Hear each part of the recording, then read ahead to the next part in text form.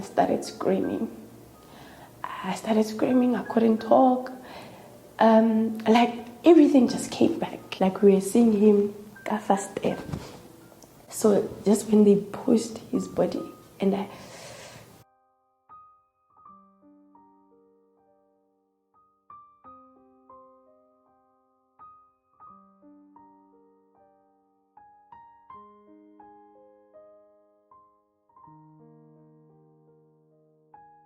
Hi, my name is Yongasi Ndzukula. I am 28 years old. I grew up in Davidtown. That's where I did my primary until grade 5. Yeah. So I can say skule kahle, you know. Yeah, it was good until 2015. Yes, 2015, that's when my parents divorced. I don't know when it started, but I think it got intense in 2015 because that's the memory I have. The abuse of my dad was physically abusive to my mom. So in 2015, they finally got a divorce and then we had to move.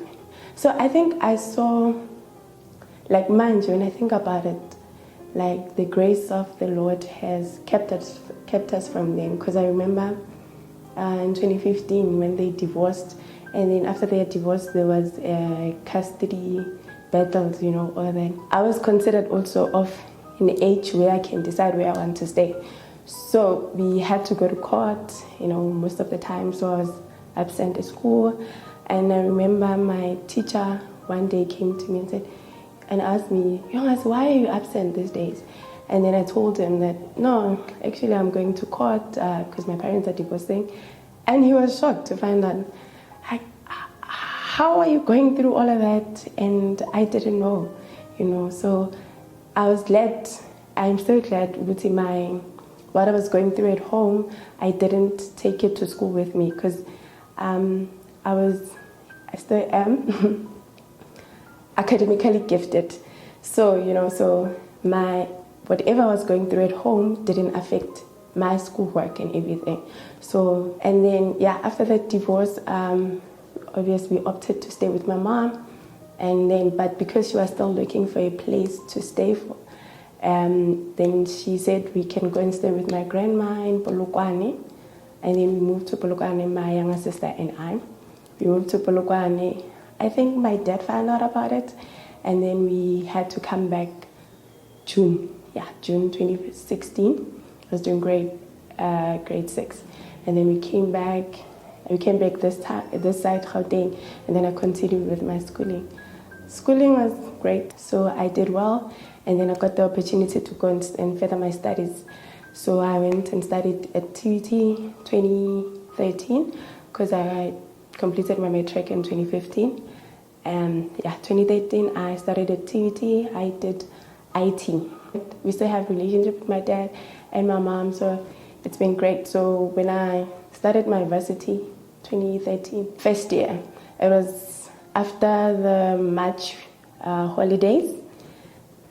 So the day we came back, I was chilling in the room with my roommate and our friend and my cousin. So we were cooking. So, you know, the excitement, we just got back from home. We are still sharing, you know, about our holidays and all. So how our residence was built, it was it was 4 buildings. So it was like a square. So in the middle, there was an open space. So this is where we had our, you know, residence meetings and all. So that day while we were still cooking, I was looking through the window and there was a gentleman who was sitting, like in that square, there were some poles and also he was sitting on top of one of the poles. So because I knew that he was part of the residence committee, so I thought it was an important announcement. And so I peeped through the window, I listened to this guy. So I was asking him, is it an announcement or something? And then no, he was like, no, he's just making conversation. And also my roommate, Nelly Mupedi, and the guy Begakulum. So he would say something, and then my roommate would ask me what he's saying. So I had to translate. So I was translating to my roommate. So Kunmisitul with this guy, and then translated Gaspedi to my roommate. And then, so while I was still conversing with my roommate and the guy, and then a guy from nowhere, because I did not see anybody else, and then somebody appeared there, like a guy, okay, and then he was like, hey, Kanti, which language do you speak? I'm like, I speak all languages, I'm South African. And he laughed, like, okay, interesting. Don't you want to come and chill with us? And I thought, okay, who's this guy and where does he even come from? And then my roommate said, plus this one is not even cooking, so you can come and get her. So, and then the guy came, and then I went downstairs, kachila libona. You know, when I was just chilling, because I could see that it's those guys who, you know, who are well known at the school. So I thought, okay, I could have some friends here. And yeah, I chilled with them, and then until they were done with whatever they were doing, and then they said they were going. But then this guy, his name, Millicent, he said, no, I'll stay behind. And he stayed, and we sat, we spoke, I think we spoke almost 4 hours. In that 4 hours, I told him everything about myself, where I grew up, where I went to school, how I ended up in TT, you know, everything. And he also told me everything. So it was very nice. And I think we spoke until around 11. And I was like, dude, now I'm tired. I want to go. And he's like, okay, it's fine. I'll see you some other time. And then from there, he started coming to my room, coming to visit me. And during, you know, school, during our classes, he'd come when he doesn't have class. So we spent a lot of time together. I think we spent almost a month together. So he'd come visit me and all. And then until, because we used to spend so much time, people started thinking we were dating, and we were not. Until eventually we spoke about it, and then we agreed to start dating.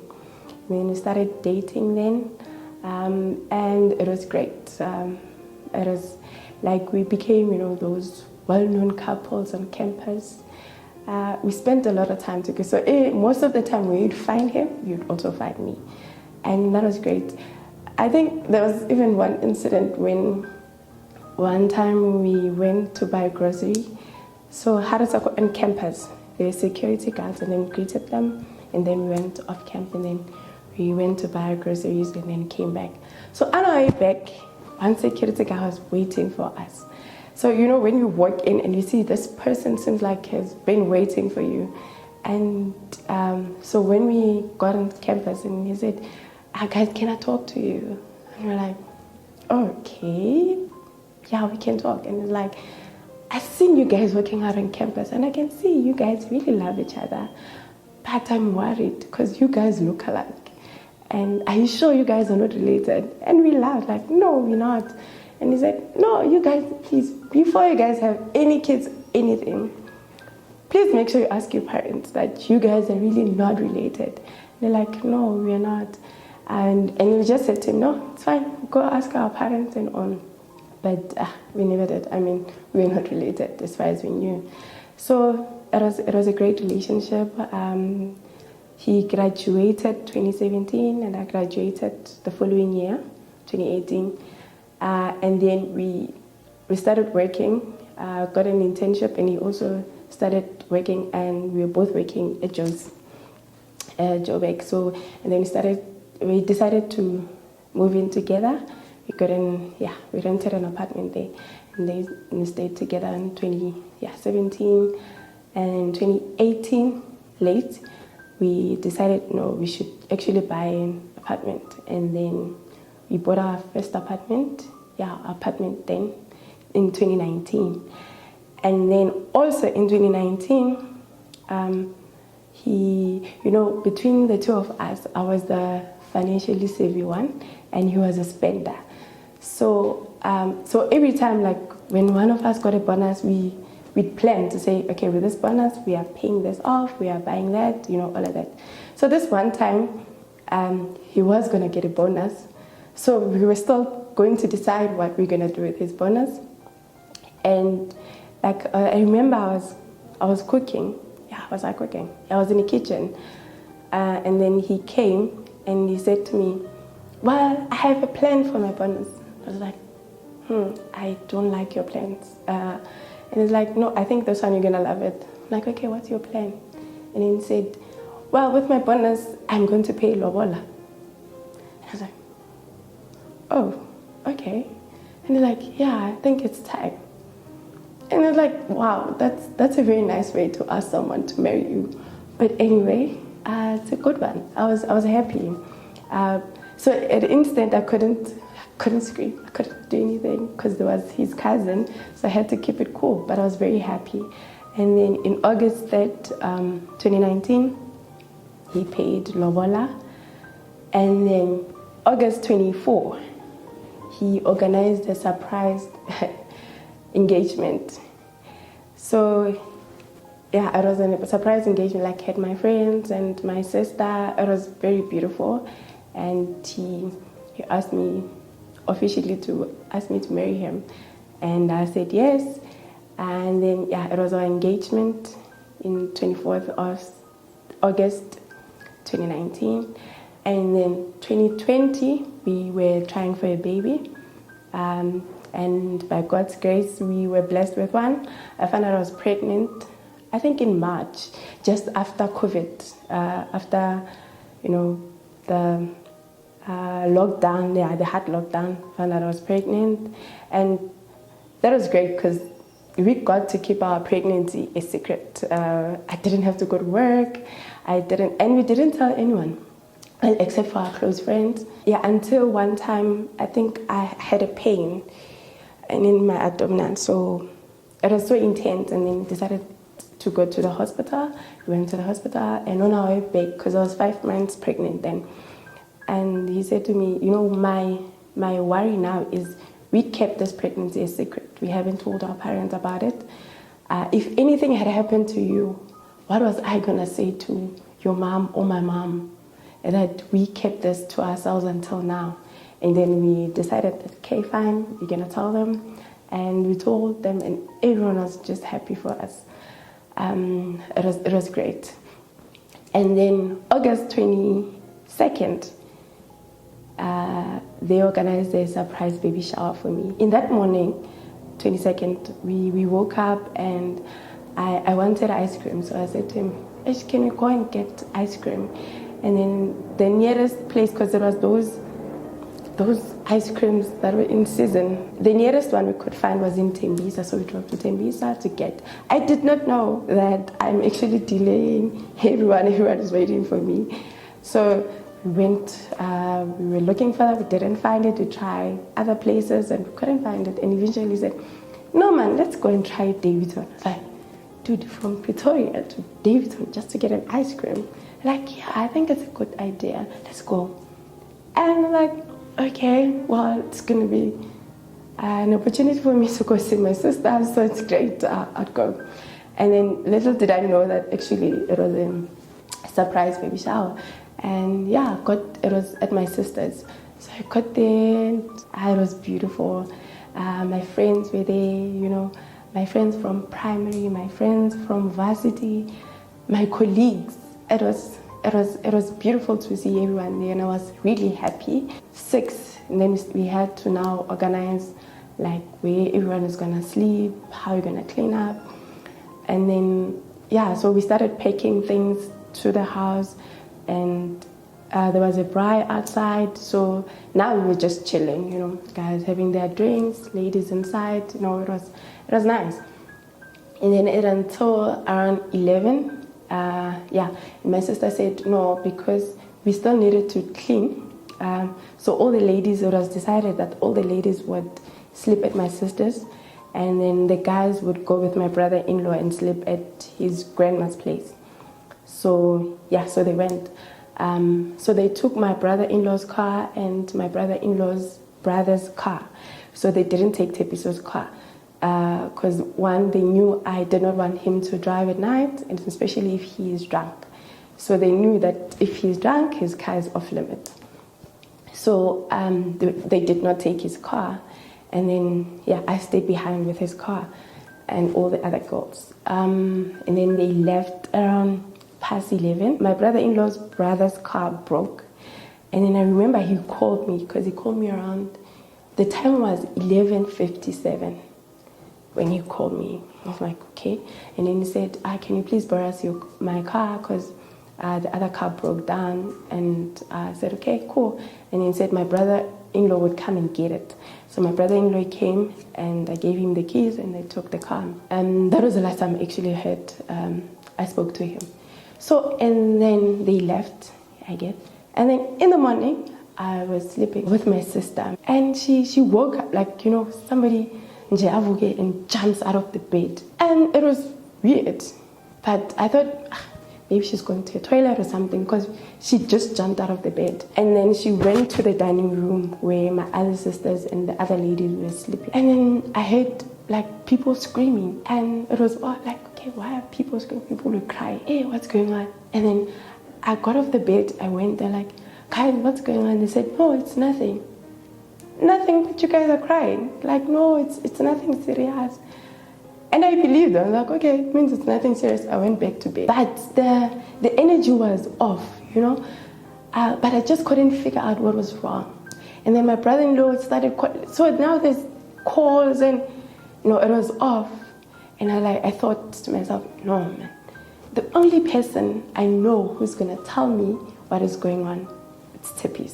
I'm like, let me call him. And then I called, tried to call him, voicemail. Damn.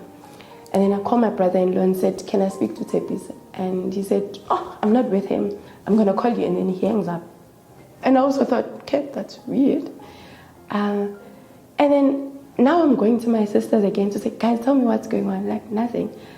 And then I heard my younger sister was actually talking to my mom on the phone. And I thought, okay, probably my mom knows something. Called my mom. Mom, what's going on? I could also hear she was crying. And she said, no, it's fine. Nothing is wrong. I'm coming. Why are you coming? And then she hangs up. My grand was visiting. So I thought, that one favors me. That one is going to tell me. I called my grand. He's crying. And he said, yo, Wanaka. And then I could hear my mom grabbing the phone from her. Like, Mouse Kawalela Lien. I'm like, guys, what's going on? Why is everyone crying? No one is telling me anything. They're like, no, it's nothing serious. So now I want to get hold of Tepi. I'm like, but I'm trying to call Tepi. And my brother-in-law just tells me, I'm coming. I'm like, dude, yes, you are coming. Can I just speak to him? Nothing. And nothing actually even registered to say, could there be something wrong with him? I thought, okay, whatever. And then we were just sitting. And then the next thing I saw, there was an ambulance. And I thought, an ambulance? What's going on? And then I asked my sister, why is there an ambulance? Oh, no, that's my... And then my sisters are like, no, that's my husband, friend. They're just coming to check him. Okay, like, okay. And then a white lady walked in. She introduces herself. She said, I'm a social worker. I'm like, okay, now we have social workers. What is going on? And they're like, no, just sit still. Don't worry, everything is fine. I'm like, you guys keep telling me everything is fine, but no one is telling me what's happening. People are crying. No one wants to tell me anything, but you guys are saying everything is fine. Like, no, everything is fine. So while the social worker was still talking, I think that lady was a neighbor, walked in. So the social worker was trying to explain to the lady. So the social mentioned that, they actually wanted me to tell her that her husband was involved in an accident. And I was like, what? He was involved in an accident? And then I started crying. So in my head, I thought I was at home because I knew 2 streets away from home, my friend lived there and she has a car.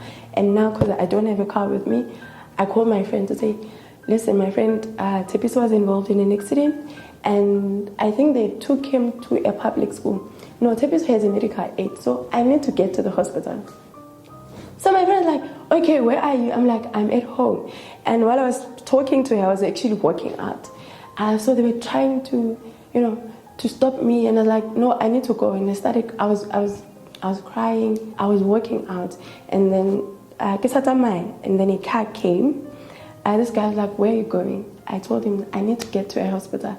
And he said, okay, I'll take you to the hospital. I was like, okay. Just when I got into the car, I found my older sister, like, oh, I knew I wasn't going to get to the hospital I wanted to go to. And so my sister was explaining to the driver.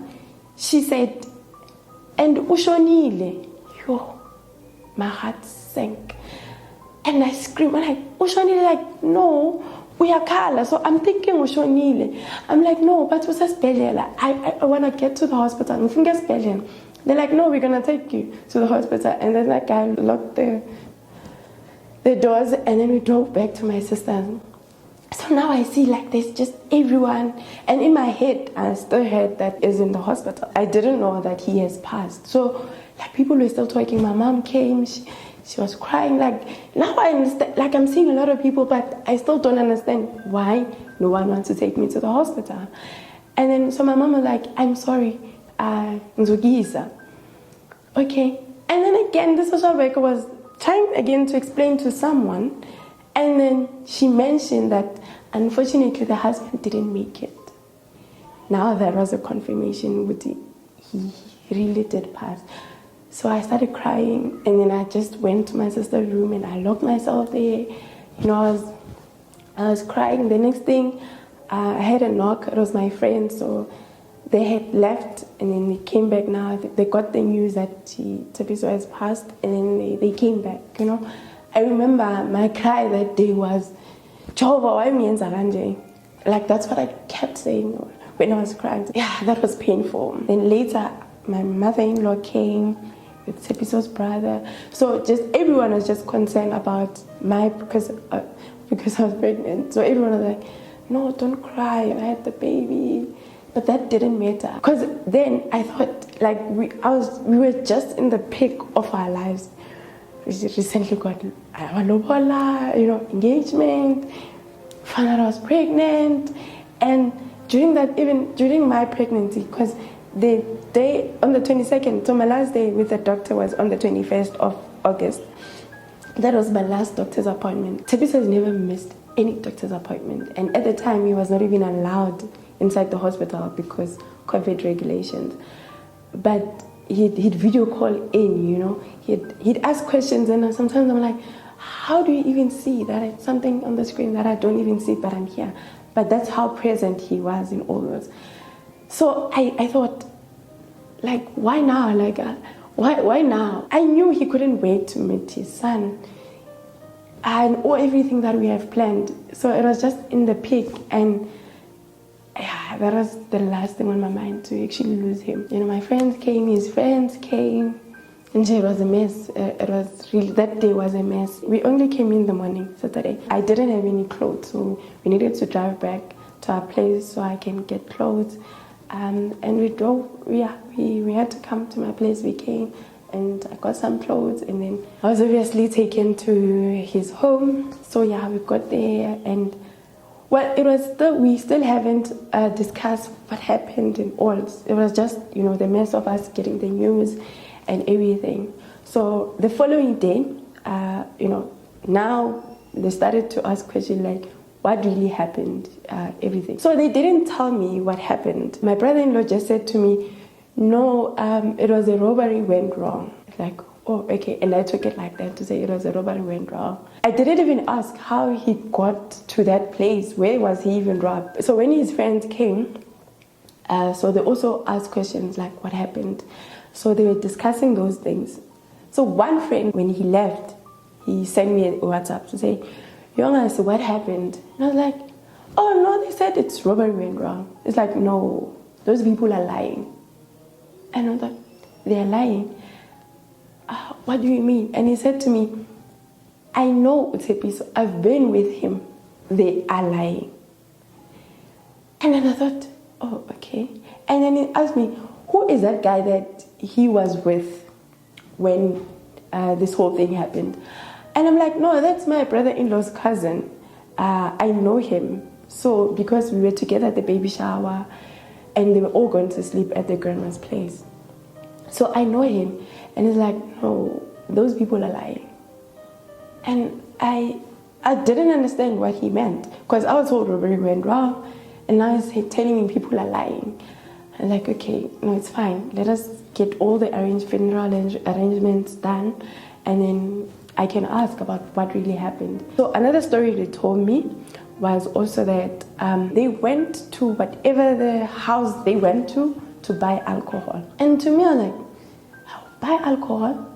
But those people left with some alcohol from the house, you know. And then I thought, okay, maybe they ran out of alcohol, they wanted to get more. Because of COVID things, we had to bury him the next weekend. So when we were doing the funeral arrangement, there was a time when they said they're going to see him at the mortuary. And I told my mother-in-law that I want to go. And she said, are you sure? Like, yes, I want to go and see him. And then my brother-in-law's like, okay, but we need an ambulance. I'm like, no, I'm going to be fine. I just need to go and see him. And then they're like, okay, cool. And then we drove to Raya Springs. We got there, and then like the room we were sitting, like we were seeing him first there. So just when they pushed his body, and I saw him. That was heartbreaking. Like I even looked at it. I looked like and I could see he had a scar here, he had a scar here, he had a... Oh, that was... And my pain was also, like, I know the kind of a person he is. He's not violent. And especially when he's drunk, if there's any incident, he always walks away. I told Mama, bamlimazile. Mama was like, yeah, mtana bamlimazile. Like, no, Mama, bamlimazile. Because, like, even if it was probably went wrong, like, why bamkwazekangaka? You know, I did not understand. And then, because I started crying and all, and I asked to go back again so I could just, you know, look and be sure that's him. And they obviously didn't want me in before we went back home. And then my father-in-law said, no, we actually need to go to the place where he was dead. We need to go there. And then, but they first said, no, I should go and see a doctor. And then we went to the nearest doctor, and the doctor said, no, everything was fine. Nothing is wrong. And the doctor was even shocked to say, I'm actually coming back from seeing someone at the mortuary. Like, no, the baby is fine. Everything is fine. And then we drove to the place where Davidson. I've never been in that area. And you know, as we were driving, I thought to myself, well, if there's one thing I know Motepis is when he's drunk, you can ask him to take you anywhere. Uzovuma. So that's why I didn't allow him to drive when he was drunk. So in my head, I was like, yeah, do it, ohambile, you know. And Sayalap, I must figure was Boni Savele, like Sabona Vele, there's blood and then he's dead. I clean Avele the blood and all and all. And so the owner of the house, so my father-in-law was like, no, I need to speak to the owner so he can tell me what happened. And then so when the owner came, they said I should go to the car. I don't need to listen to this. I was like, no, I want to, like, no, go to the car. And then they spoke, I don't know whatever he told them. And then we came back. So in my head was still, it was robbery that went wrong. Well, because we also, his phone was in there. The only thing that they gave me was his wallet and his watch he was wearing. So his phone didn't find it, so that's why I thought, okay, that's why I took the robbery story. Come the funeral day, funeral yake was sad. It was unbelievable. But I think abantu abaningi, they came just to make sure, like, is this true? You know, I was closer now to giving birth, and my mom and my mother-in-law, they said, no, I can actually go home to be with my mom, and then until I give birth, then I can come after, because I can't stay with my mother-in-law. She's not fine as well, so at least if I stay with my mom. And then I went home. So when I got home, I told my mom, no, I need to talk to the guy who was with Tepiso.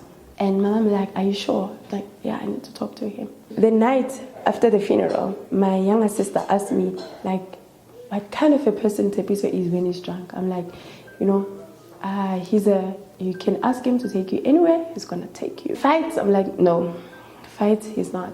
And then he said, girls, I'm like, girls? Like, no, never. I've known this guy for 7 years. I've never had issues with him and girls or anything of that. It's like, that's what I know. And I'm like, what do you mean that's what you know? What is it that you know? You know? She said, no, nothing. I was like, Tando, what is it that you know? She said, nothing. And I said to her, okay, so whatever that you know, that you don't want to tell me, I hope one day when I find out, because eventually the truth does come out. Eventually, when I find out, I hope I won't find something out that you knew and you didn't tell me. And then she's like, no, I know nothing. And then she said, and then I said, okay, it's fine. As long as you know there's nothing you are hiding from me. And she said, nothing.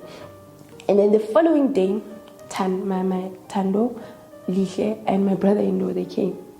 And they said they wanted to tell me something. Because I told Tando that if ever one day I find out something that I knew that they knew and they didn't tell me, you know, like my brother, like, no, I need to tell you what I know about what happened. I'm like, okay. And he said to me, no. So when we got to my grandma's place, we still wanted to get alcohol. So I drove, so I went to buy ice with his car. When I came back, I was told he took my car and they went to buy alcohol. He said to me they went to, I think, 4 taverns where they were trying to buy. So when this one closes, they went to that one, you know. And I thought, okay. And then eventually they ended at this guy's place. So this guy works at one of the pubs. So usually when they close, then like people go and chill at his place. That's where they ended up. I was like, okay. And then he said apparently Tsepiso was dancing with this girl and that girl's boyfriend came. And that's when they had the fight, and then that guy stabbed Tsepiso. I was like, what? And I said, yeah, that's what happened. So I don't know if Tsepiso and this guy, they had promised each other anything. And then so that when they ended up fighting, and I was like, oh, okay. And they're like, nah, that's not the Tsepiso I know, you know. They're like, yeah, that's what we know. And we didn't want you to, when you find out someday and you'll be angry at us. I was like, okay. And in my heart, I was like, so if this is really what happened, Tsepiso ushone alwela umenyuken, uJehova ushutubonile, and thought, would say, okay, you can't do this to my child, especially Ali pregnant with your child. And then that's why Jehovah mthathile, you know, that's what I told myself to say. I'm like, no, I need to talk to this guy, Begano Tsepiso. And then ngahamba bangisa khona. Sfika, how my guy? I'm like, dude, I just said to him, dude, what happened? And then he said to me, no, we drove out and then masfika maroboting. We found another car, any motor. Then we asked them where we can buy alcohol. And then they said they're actually going to chill at this guy's place. We can follow them. And then we followed them. And then I was like, my brother-in-law was there. And I said to him, dude, you said these guys went to 4 pubs or taverns. But this one is saying they just got these guys at the robots and in Bahama now. He said, Uzwenga, that guy that day when we went at his place. And then this guy, no, we got there, but mina ngangena engine because we were smoking happily. Tsepiso was outside. What I knew next, there was a lady who came in and said to me, the guy ohamba naye bayamlimaza la ngaphandle. And when I went out, Tsepiso was lying on the floor, bleeding. And apparently that guy had already balegile. And then he tried to take him to the hospital, he tried to drive, you know, all that mess. He said he tried to get him into the car, somebody else helped him, and then they wanted to go to the nearest hospital. And then they went. And I'm like, oh, okay. And I said to him, how? Indaba yamantombazana? And he said, amantombazana, which ones? I'm like, no. But Tsepiso was dancing with some girl. This guy's like, no, I don't know any girls. I didn't see any girls. And then I asked my brother-in-law again, dude, you said there were girls, they were fighting. What's going on? And he said, well, that's what they told me. And I said to him, but why would you take what that guy told you and not take what your cousin is saying? Because I think this is the first person you were supposed to ask, dude, what happened? And then he was going to tell you whatever. And even that day, when we went that place, Siobana, whatever that guy was going to tell you, you were supposed to ask him to say, no, but my cousin Obegano Tsepiso said this and you are saying this. And then so you guys can. So when you just took whatever that guy told you, and that guy doesn't know Tsepiso, that guy knows those guys who stabbed him. So obviously he's going to say anything to defend his friends or defend whoever. He does not know Tsepiso. The person, Owazu Tsepiso, is here and you didn't ask him what happened and you took whatever the other guy said.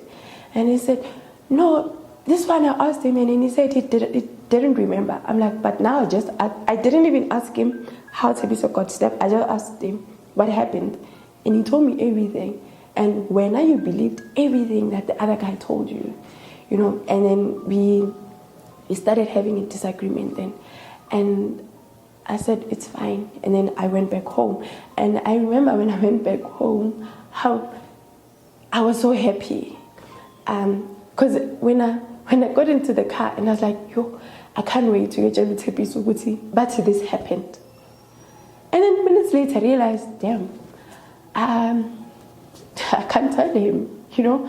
Because I was relieved to say, like, Tsebiso has never given me problems with girls. In the 7 years I've known him, we've never fought about any girls or I've seen something sneaky on his phone. Nothing. So to get the story that he was actually fighting, it was something else. And then now the person he was with is saying something different. I was like, okay, that was a relief to say, well, that's the person I know. And then I got home, I told my mom, and yeah, it was that. And then until the time I gave birth.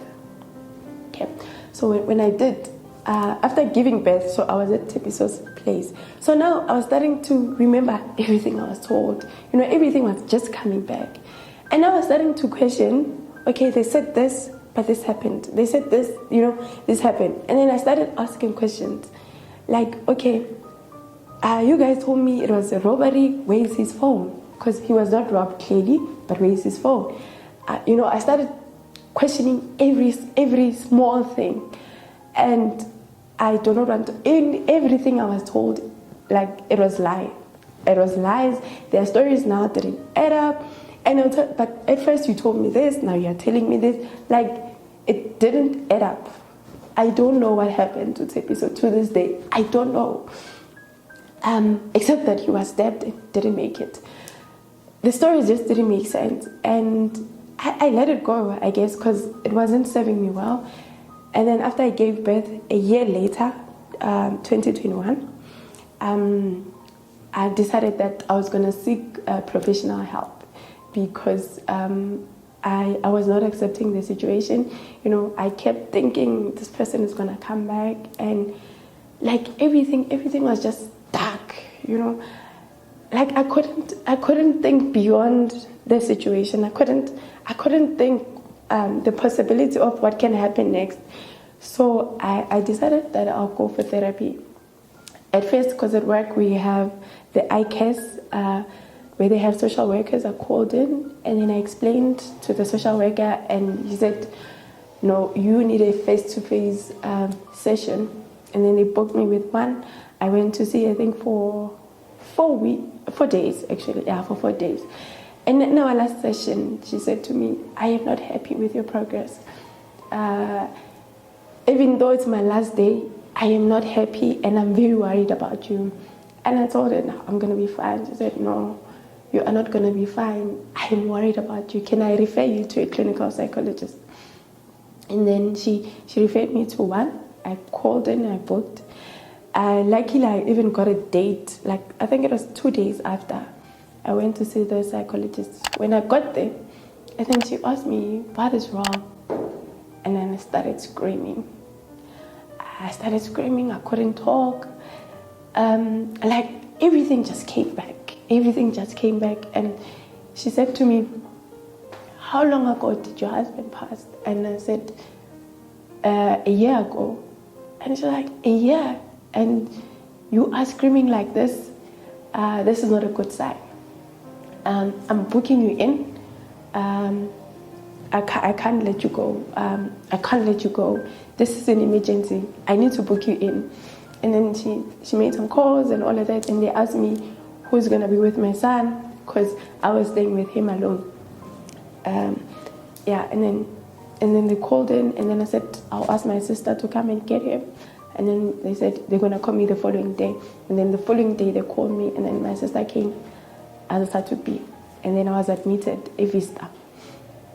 So, like, you know, every day we'd have my consultations with the psychologist and psychiatrist.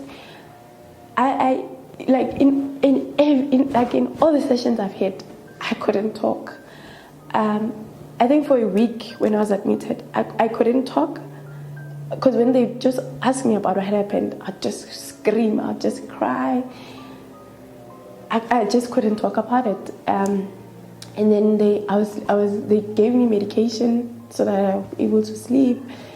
And then they gave me, and then I think about almost a week later after my admission, I walked into my psychologist's room, and then because all the other sessions they would ask me to write a letter, write a letter to Tepiso, write a letter to myself, but I couldn't, because I couldn't think beyond. Like I was in a dark space. It was like I was sleeping, and then somebody went Vala club and took me to a room that was so dark that I did not see a door. I did not see anything. It was just dark.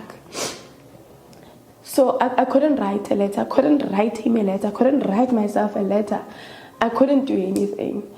And then one day after a session I had with my psychologist, when I walked out of the room, I felt like someone pat me at the back. And then when I looked, I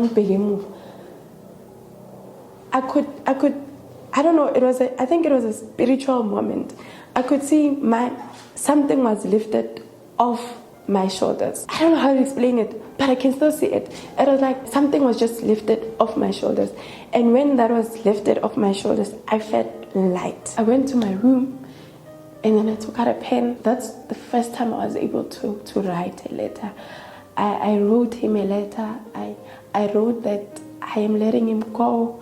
I am accepting that he's gone. I was able to write. I was able to write everything that I felt. And I was even able to write a letter to myself, to wish myself luck in all the situation. And the following day, when I went to see my psychologist, she was shocked. Because when I walked in, she said to me, "You look different." And I told her that I felt different. She said, "What happened?" And I told her that, somebody took off my weight yesterday. And she said, "Wow, okay, because you do look different, Yongasi." And then, and that was progress. So all the sessions I've attended, I remember when I attended my last session, they said we encourage each other. So I was sitting next to a lady when I was admitted, because I remember the first day I walked in the hospital, when they were asking me about what I was going to have, because she could see I was not fine, she brought my food to my table. So that last session, they said, encourage anyone, encourage each other. And she said, "I must tell you that you look different. You look different, and even how you walk, it's not how you were walking when you walked in." And I was like, "Really?" It's like, "Yeah, I don't know, but I think you are one of those the hospital has helped, because you really do look different." And like, I also felt different anyway, so I'm glad there is progress. And then I was discharged at the hospital. 2 weeks later, I was actually supposed to stay for 3 weeks, but because I missed my son's birthday, I wanted to go back home. I went back home, and then I was supposed to still continue with my therapy sessions, and I was still on medication. And then, so when they wrote me the prescription for my medication, and then the psychiatrist told me that the sleeping one is addictive. She said to me, "Don't get used to this one. I don't want you to get used to this one. I want you to only drink it when it's necessary, so that it helps you sleep." And I said, "Okay, I'll drink it then." But then as days goes, like, no, what if I get addicted, to this medication? And now I can't get out. Now every time I want to sleep, I must, drink sleeping pills. And I decided to no longer drink that one. And days went, decided to stop drinking all the meds. I like, these are my demons. I need to face them sober. I I decided to say I'm stopping with the medication. And I also decided that I am going to stop asking information about what happened to Tshepiso, because what that is actually doing, then it is helping me. It is actually making the situation worse, because I keep finding loopholes in people's stories about what happened, and that was not bringing me any peace. One thing I wanted was just to raise my son and continue with my life, you know. And then I went to see the detective who was handling his case. And then when I went to see him, I asked him, like, I need to understand what happened, what's in the file and everything. So as he was telling me everything, when he mentioned that the person there's a lady who said in the statement that she was with Tshepiso outside. And then when they started fighting, she went in the house to get help. But then somebody stopped her and said, no, wait until that guy abaleka, you know. I'm like, wait, it's a lady who said that. I said, yes. I'm like, no, but I know it was a cousin, my brother-in-law, because that's what he told me, that somebody called him, but now there's a statement that's saying it was a lady. And I asked the detective, okay, what did Quentin say in his statement? Like, who's that? I was like, who is that? This is the guy who was with Tshepiso. They're like, no, they don't know him. And then he showed me all the statements of everyone who wrote the statement. That guy is nowhere. So I said to the detective, so everyone here is everyone who knows this guy, Olimaze or Tshepiso. So there is no statement about anyone who was with Tshepiso. So as it is here, because they even, like, he was not made in those statements, it was written, the guy Oklahoma specs, the guy Oklahoma specs. I was like, so they didn't even know his name. And the only person who knew his name is there's not even one statement that he wrote. They're like, no, he doesn't know him. And then I started crying. And then the detective went out to get me water. So before he even went, so I said, he said to me, this guy is saying it was self-defense. And then I said, how is it self-defense? I'm kwaze so many times. And then the detective was like, I was like, guy 4. I told him, I showed him everywhere. And then he's like, but if then that's not self-defense. So and then I was worried to say, well, if this one doesn't know Tshepiso, then how is this case Izokubeka? So when he went out to get me water, I took the file and I paged through the file. And then in the file, I saw a sketch from the mortuary. It was also showing everything that I said. Like, it was a sketch of a body and then number marks. And the marks were exactly where Begalimele called. And then now I'm like, but this detective didn't know. So, but he has the file. So it means this one didn't check the file. And then that's when I realized, even this is not going to help me. Because the person who's handling the case doesn't even know what in the same file Lemela investigating. And then when he came back, I said, no, it's fine. I needed to go home. And then I went, because I remember it was also September. And then he said, there's a court case coming on the 25th of September. And then I said, it's fine. And I got home. I told my mom, Ma, I'm next case. And mom was like, why? I'm like, what detective who is investigating the case doesn't know who to Tshepiso Limelegandjan. All the statements alapaya, it's people who don't know him. Abantu bebanai. Abang whatever happened. Alapaya even statement. So this is not gonna do me any good. So angisafuna ukuzwa nix ngale case. And it's not gonna bring me any peace anyway. So I'm letting it go. Even if you guys find anything, please don't tell me anymore. I want nothing to do with this case, because anyway, it's not gonna bring him back. Anyone who lied to me, and then because like that space, because I even went, ngayinyanyeni ngiyoflola my mediums, because I that time I wanted answers and bengawatholi. uNkulunkulu I was telling him the pain I was feeling. I was telling him how disappointed I am, how everything is hurting me. You know, I told him everything, and best believe after that I felt better. I felt better. I was like, wow. So if I had done this a while back, you know, maybe it could have saved me from all the suicidal thoughts that I had. Because I even one time tried. That day I was set to say, I'm ending my life. I remember I asked Unganiga Gatepiso. I said to him, like, KK, a crash.